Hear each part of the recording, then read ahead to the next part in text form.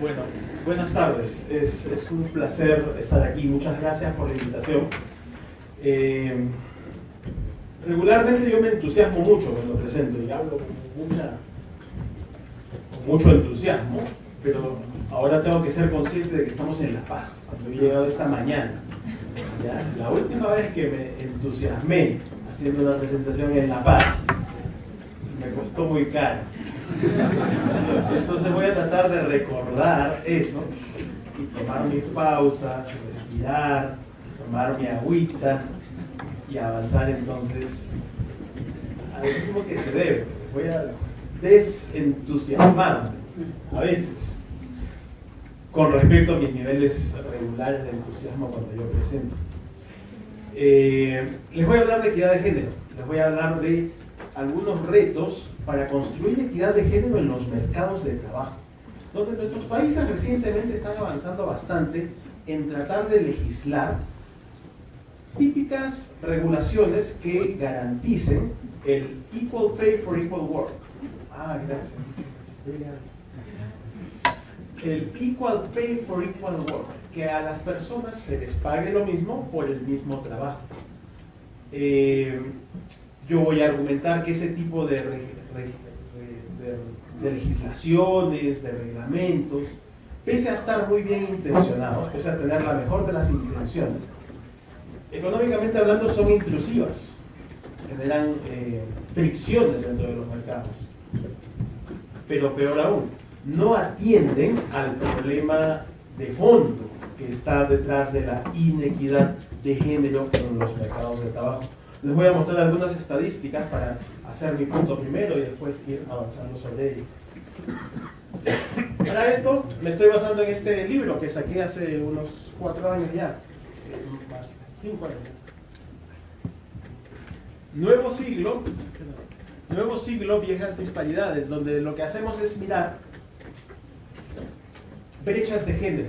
Miramos disparidades de género y étnicas en muchos países de América Latina alrededor de este cambio de siglo y nos preguntamos por cómo son las brechas salariales.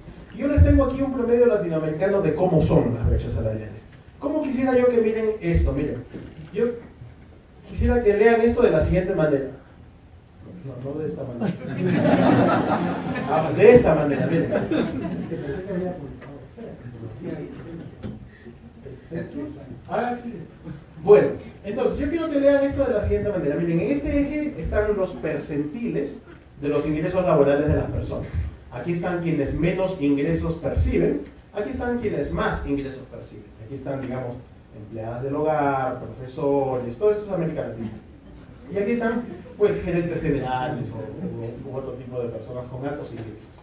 Y entonces, para cada percentil, tenemos al hombre que gana ingresos en ese percentil, el tal percentil de la distribución de ingresos. La mujer que gana en el mismo percentil de su distribución de ingresos. Y nos preguntamos por el tamaño de la brecha. ¿De qué tamaño es la brecha en ese percentil para cada una de las dos distribuciones? Y lo que se encuentra es algo así. ¿Ven?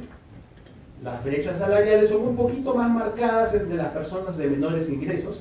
Después hay algo así como un valle y hay una pequeña subida sobre el final entre quienes más ganan, entre los gerentes generales. Ahora, rápidamente alguien vendrá a decirme, bueno, pero es que esta comparación es demasiado gruesa. Es demasiado gruesa, estamos comparando los ingresos de todos los hombres con todas las mujeres, y sabemos que hombres y mujeres llegan a los mercados de trabajo con características que son diferentes. Llegan con diferente experiencia, edad, trabajan en diferentes sectores, trabajan en diferentes tamaños de firmas. Son muchas las características observables de hombres y mujeres que trabajan que de alguna manera podrían justificar estas diferencias salariales. Comparar todos con todos es inapropiado, no es correcto. Entonces lo que tenemos aquí es una metodología que trata de hacer esa comparación. Entonces la metodología se llama de emparejamientos, matching. Y entonces vamos a emparejar hombres y mujeres con las mismas características. Y después de emparejar hombres y mujeres con las mismas características, hacemos entonces el ejercicio este de comparar en los diferentes percentiles qué pasa con los ingresos de las personas. Y vamos a hacer esto secuencialmente, porque eso es lo que me va a permitir construir parte de la historia que les quiero transmitir.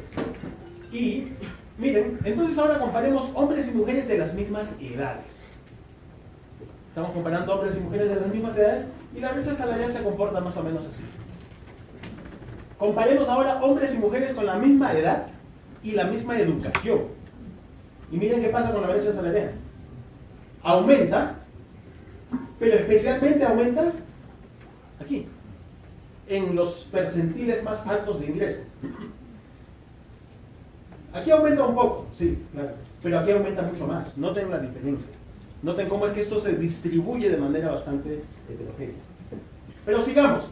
Ahora nada más estamos comparando hombres y mujeres con la misma edad y educación. Pero sigamos en ese ejercicio de tratar de comparar peras con peras y manzanas con manzanas. Presencia de niños en el hogar. Si es que hay un niño de 6 años o menos en el hogar, esto va a implicar ciertas restricciones para el trabajo. Bueno, esto lo contabilizamos aquí. Y las brechas salariales casi no cambian. La educación ya tomó cuenta de bastante. Sigamos comparando. Si es que existe otro generador de ingresos en el hogar, digamos una pareja o un hijo grande, alguien que también lleve ingresos al hogar, de manera que la presión por trabajar o por generar ingresos sea menor, ¿no? Eso cumple un rol pues menor. Y sigamos, zonas urbanas o rurales, miren lo que pasó. Hay un ligero aumento especialmente aquí, entre los más pobres. Claro, en las zonas rurales aquí hay unas brechas salariales que se marcan más en la agricultura o en sectores como ese. Y sigamos controlando. Ahora, noten cuán fina es ahora la comparación, ¿eh? Tenemos hombres y mujeres de la misma edad, educación, si es que tienen niños en sus hogares, si es que hay otro generador de ingresos en sus hogares, zonas urbanas o rurales. Y bueno, entonces, a todo eso le llamamos el conjunto de características demográficas. Y ahora añadimos el tipo de empleo. Añadimos el tipo de empleo para ver qué controla. Pues no controla mucho más.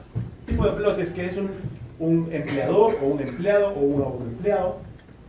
Y ahora ahora controlamos, además de todas las características previas, controlamos por si las personas trabajan a tiempo completo o no. El tiempo que se trabaja por semana. Y miren lo que pasa. Es otra variable que explica notablemente las brechas salariales. Las restricciones para trabajar implican diferencias importantes en las brechas salariales. Y resulta que en América Latina, las mujeres trabajan a tiempo parcial 1 de cada 4. 1 de cada 4 mujeres trabaja a tiempo parcial. Mientras que con los hombres eso sucede solamente para 1 de cada 11. 1 de cada 11 hombres trabaja a tiempo parcial. Hay unas diferencias de género bastante importantes en quiénes son los que trabajan a tiempo parcial. Y muy probablemente sea el caso que esas elecciones de trabajar a tiempo parcial no sean elecciones libres. O en todo caso, las características que están detrás de las elecciones difieran bastante entre los hombres y mujeres. Porque en gran medida las responsabilidades dentro de los hogares siguen siendo mayoritariamente femeninas. Entonces, noten cómo es que esta variable que de alguna manera se gesta por responsabilidades que surgen dentro de los hogares, tiene implicancias en los mercados de trabajo. Y entonces querer a veces controlar cosas que suceden en los mercados de trabajo puede ser equivocado, como les digo, ¿no? Porque hay que pensar en la causa real del problema. En este caso, la causa real del problema parece estar en los hogares, pero déjenme darle un poco más de data para convencerles. Entonces, miren, hay dos características más o menos importantes que explican en gran medida las brechas salariales. La educación de las personas y su dedicación al trabajo, si es que trabajan a tiempo parcial o a tiempo completo. Esto es lo mismo, solo que ahora lo mostramos, ahora se muestra aquí según intervalos de confianza. Intervalos de confianza ya no por los percentiles, sino por intervalos de confianza. Noten cómo los dos saltos más grandes en las brechas salariales, tanto para alrededor de 1997 como para alrededor del 2007, que son estas, los saltos más grandes se dan en la educación, o sea, cuando controlamos por educación, y cuando controlamos por el tiempo que se trabaja por semana. Básicamente el trabajar a tiempo parcial. Ahí las dos principales características. Alguien podría decir que el orden en que uno considera las variables importa. Y es cierto, el orden importa. Nosotros hemos hecho ya los ejercicios de buscar todas las combinaciones posibles, los órdenes de variables aquí, para después tener una medida que considere todos esos órdenes. Aún haciendo ese ejercicio, resulta que las dos variables que mejor explican las brechas salariales son educación y dedicación al trabajo. Entonces, si estas son las dos características que importan más para explicar las brechas salariales, va el argumento que les decía. Pensar en legislación que trate de regular que a las personas se les pague lo mismo por las mismas características, en realidad resulta ser un parche muy parcial. Un parche muy parcial que no ataca a las raíces reales del problema. Las raíces reales del problema no suceden en el mercado de trabajo, suceden en el mercado de la educación y suceden en los hogares. Es ahí donde hay que trabajar. Pero les cuento algunas cosas más. También viene del libro. ¿En qué segmentos de los mercados de trabajo las brechas salariales son más altas? Lo que tenemos aquí son intervalos de confianza. Los extremos de las cajas son intervalo de confianza de 90% para la brecha salarial, y los extremos de los bigotitos son intervalos de confianza al 99%.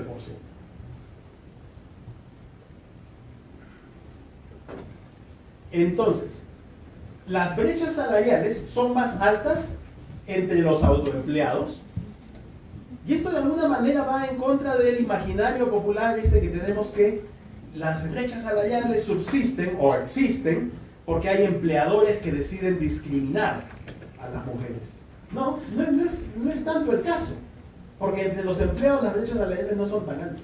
Las brechas salariales son mucho más altas entre los autoempleados. ¿Cómo podríamos explicar esto? Si no es por lo que les venía diciendo, causas que vienen sucediendo en otros lugares, más allá de los mercados de trabajo. Las brechas salariales son más grandes entre los autoempleados, son más grandes entre los trabajadores informales, las firmas pequeñas también. Bueno, y tienen mucho que ver con la edad. Tienen mucho que ver con la edad y saltan particularmente alrededor de la edad fecunda, alrededor de la edad fértil. Y esto conversa muy bien con otra literatura que ha estado saliendo recientemente, que hace la medición de cuál es el costo de la maternidad. Resulta que hay un costo importante para la maternidad y de alguna manera lo estamos viendo ahí.